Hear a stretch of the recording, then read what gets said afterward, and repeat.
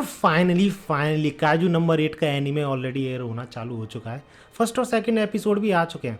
अभी ये एनीमे के बारे में जिन लोगों को नहीं पता है, इस पे मैंने ऑलरेडी मांगा पे वीडियोस बना रखी हैं, यानी पहले एक वीडियो बना रखी है रिव्यू की, और उसमें मैंने बताया भी था कि ये एनीमे सीरीज़ इतनी तगड़ी है ना, इतनी बढ़िया है कि मैंने इसकी मांगा पढ़ना शुरू की थी। ऐसे ही मजाक मजाक में रील देखी थी इंस्टाग्राम पर कि कितना अच्छा एनीमे है, तो मैंने पढ़ना शुरू किया और लिटरली 2 3 4 दिन तक पढ़ता ही गया था। वीडियोस भी आना कम हो गई थी चैनल्स पे, इतनी तगड़ी स्टोरी है इसकी। और इसी वजह से तो मैं इसके एनीमे के लिए काफ़ी ज़्यादा एक्साइटेड था, क्योंकि जब मैंने इसकी मांगा पढ़ी थी ना, उसके 1-2 हफ्ते बाद ही इसका ट्रेलर आ गया था शायद, या फिर 1-2 हफ्ते पहले आ गया था ट्रेलर, जो कि काफ़ी ज़्यादा प्रॉमिसिंग भी था। उसका ट्रेलर में जो एक्शन सीक्वेंसेस थे, कॉमेडी सीन जो छोटे मोटे थे, और जो एनिमेशन था, वो सब कुछ टॉप नॉच लग रहा था। और सही में ऐसा नहीं है कि ट्रेलर में ही देखने को मिल रहा था वो सब कुछ, वो सारी चीज़ें इसके एनीमे में भी प्रेजेंट है। एटलीस्ट 2 एपिसोड तक तो प्रेजेंट ही हैं। लेकिन फिर भी अगर तुम लोगों ने वो मेरी पिछली वीडियो नहीं देखी है और तुम्हें अभी तक नहीं पता है कि काजू नंबर 8 है क्या, कौन सा एनीमे है, कहाँ का एनीमे है, तो उनके लिए छोटी सी समरी। काजू नंबर 8 के वर्ल्ड में काजूज होते हैं, बड़े बड़े मॉन्स्टर, गॉडजिला टाइप, जो कि बिल्डिंग से भी बड़े होते हैं। और उन्हीं को मारने वाले काजू हंटर्स भी होते हैं, जो कि होते तो इंसान ही हैं, लेकिन वो some kind of technical suit का यूज करते हैं अपनी ह्यूमनली पावर्स को और भी ज्यादा एनहांस करने के लिए। यानी बंदा जिस चीज में अच्छा है ना, ये सूट्स उस चीज को 200-300% से ज्यादा पावरफुल बना देते हैं। यानी जो स्वॉर्ड चला सकता है, उसकी स्वॉर्ड स्किल्स ज्यादा बेहतर हो जाती है, या फिर जो बंदा बुलेट चला सकता है, तोप चला सकता है, उसकी उस चीज में स्किल्स ज्यादा बढ़ जाती हैं। अब तुम्हें ऐसा लग रहा होगा कि ऑब्वियसली जो अपना एमसी है काजू हंटर्स के ग्रुप में ही होगा, काजू उसको मारता होगा, लेकिन नहीं, अपना एमसी जो है इस एनीमे का, वो ना तो काइजू होता है स्टार्टिंग में, ना ही काइजू हंटर होता है। इन दोनों ग्रुप में से किसी में भी नहीं आता वो आता है तीसरे ग्रुप में।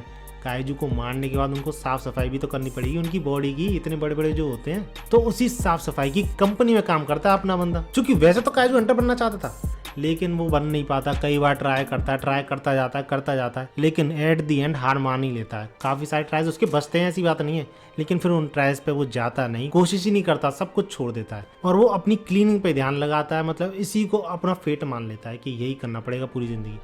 लेकिन तभी उससे इंट्रोड्यूस करा जाता है अपना सेकंड कैरेक्टर, यानी सेकंड मेन कैरेक्टर भी मान सकते हो, जिसका की नाम था लेनो, और हाँ, एमसी का नाम था काफका। अब लेनो इस कंपनी में कुछ ही टाइम के लिए आया था, क्योंकि वो वैसे तो काजू हंटर्स के लिए जो एग्जाम होता है उसको देने वाला था, लेकिन उसमें टाइम था तो इस कंपनी के अंडर में थोड़ी देर काम करना चाहता था। थोड़ी देर नहीं, थोड़े दिन। और इन्हीं दिनों में वो अपने एमसी में बहुत सारे चेंजेस ले आता है, जिस वजह से अपना एमसी ठान लेता है। एमसी यानी मेन कैरेक्टर, कुछ और मत समझ लेना, मैं तो कुछ और ही समझ रहा था।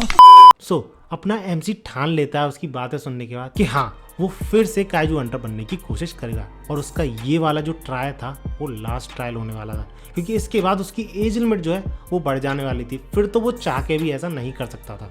लेकिन यहाँ पे भी एक ट्विस्ट आ जाता है, बंदा सम काइंड ऑफ कीड़े की वजह से काइजू में कन्वर्ट हो जाता है, और वो भी छोटा मोटा काइजू नहीं, क्योंकि काइजू की 2 लेवल्स होती हैं इस वर्ल्ड में। एटलीस्ट अभी तक तो 2 ही लेवल्स हैं। एक तो नॉर्मल काइजू जो होते हैं, जो कि ओवर कंट्रोल होते हैं और उनको बस डिस्ट्रक्शन करनी है नॉर्मल मॉन्स्टर्स की तरह। और इन्हीं के ऊपर आते हैं हाई एंड काइजू, जिनको कि मारना काफी यार डिफिकल्ट होता है।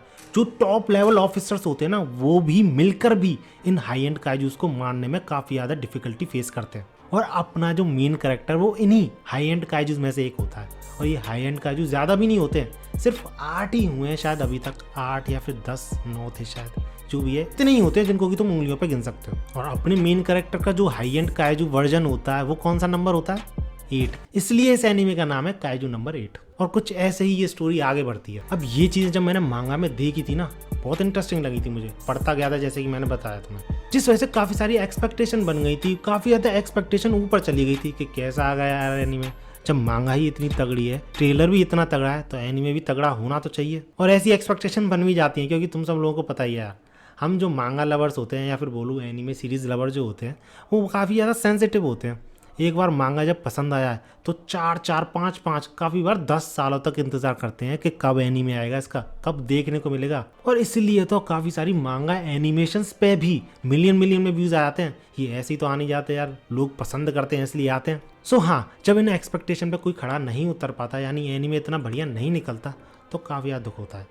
लेकिन जब कोई एक एनीमे काफी तगड़ा निकल जाता है, इनफैक्ट मांगा से भी बेटर करता है पूरी स्टोरी को डिपिक्ट करने में, एक्सप्लेन करने में, तब असली सीन बनता है। और सही में वो जो एनीमे ऐसा कर पाता है ना, वही बहुत ज्यादा वायरल जाता है। सेम केस है डीमन स्लेयर के साथ, क्योंकि उसकी मांगा अच्छी है, स्टोरी अच्छी है, सारा प्लॉट अच्छा है, लेकिन मांगा की जो ड्राइंग है उसमें इतना मज़ा नहीं आता, और उसमें ज़्यादा फाइटिंग सीन्स जो हैं वो भी देखने को नहीं मिलते, पता ही नहीं चलता क्या कैसे हो रहा है, बस स्टोरी का पता लगा सकते हो तुम उससे। लेकिन जो उसका एनीमे उसमें जो फाइट सीन्स होते हैं ना भाई साहब, टॉप नॉच। और in my opinion kaiju number 8 ने फर्स्ट और सेकंड एपिसोड से और भी ज़्यादा एक्सपेक्टेशन बढ़ा दी है, क्योंकि असली एक्शन सीन्स तो शायद एपिसोड 3 से या फिर एपिसोड 4 से आना चालू होंगे।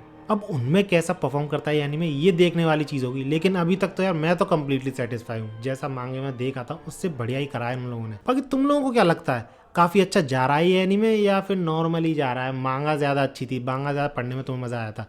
लेट मी नो इन कमेंट्स। वीडियो अच्छी लगी तो लाइक जरूर करना, ऐसी ही वीडियोस के लिए मेरे चैनल को सब्सक्राइब जरूर कर लेना, क्योंकि बहुत सारी मांगा और एनीमे रिव्यूज आने वाले हैं इस चैनल पे। प्रोबेबली हर 2 दिन में कुछ ना कुछ आएगा, तो सब्सक्राइब करके रखना। मिलते हैं अगली वीडियो में, और भागो। सोशल मीडिया लिंक सारी डिस्क्रिप्शन में, चेकआउट जरूर करना।